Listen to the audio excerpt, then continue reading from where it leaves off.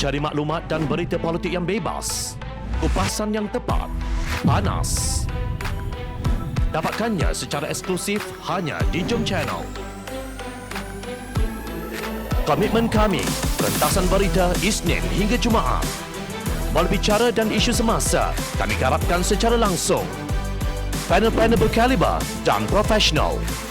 Interaktif, pandangan anda kami raikan. Jangan lupa bersama kami di setiap hujung minggu dalam edisi khas mingguan. Jom Channel, moving forward, sharing a new experience.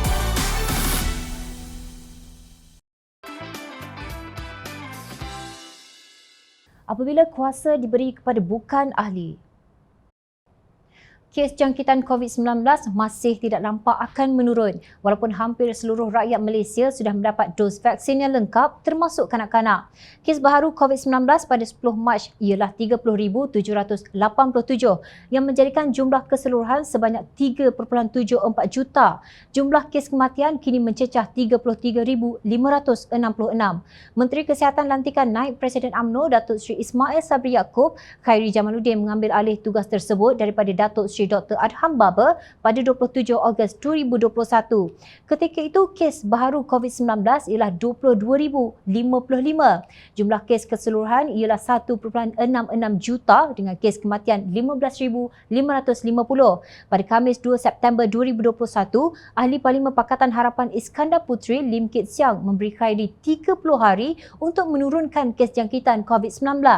30 hari sudah lama berlalu. Khairi gagal.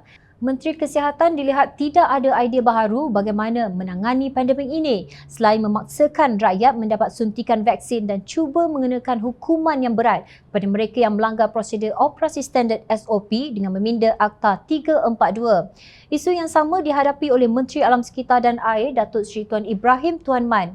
Menteri Alam Sekitar kita lembab. Boleh dikata dia tak tahu apa-apa pasal alam sekitar kecuali buat kenyataan banjir kerana hujan melebihi kadar biasa.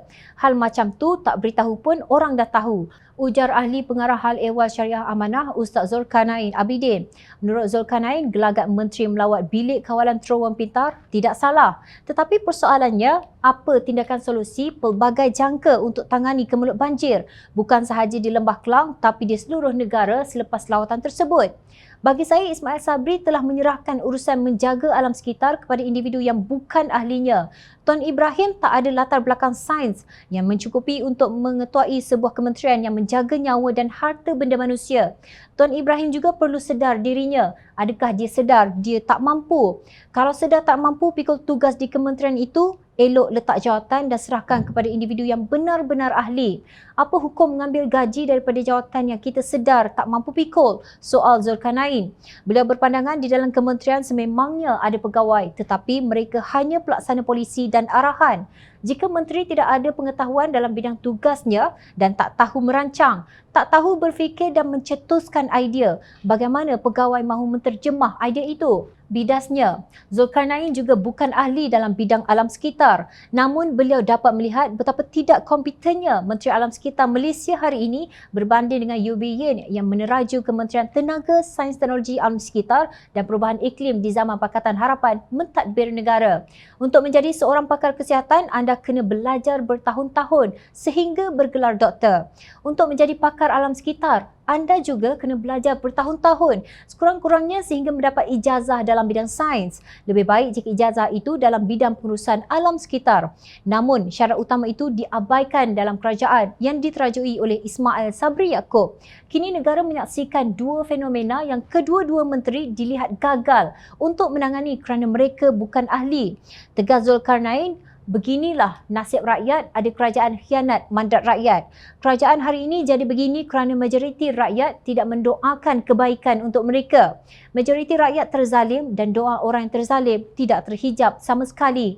Sepatutnya Tuan Ibrahim yang dipanggil oleh pengikutnya Tuan Guru Ahmad Arif tentang tanggungjawab sebagai pemimpin dan balasan Allah Subhanahu Wa Taala tentang pengkhianatan. Ingat, rakyat sentiasa memerhati.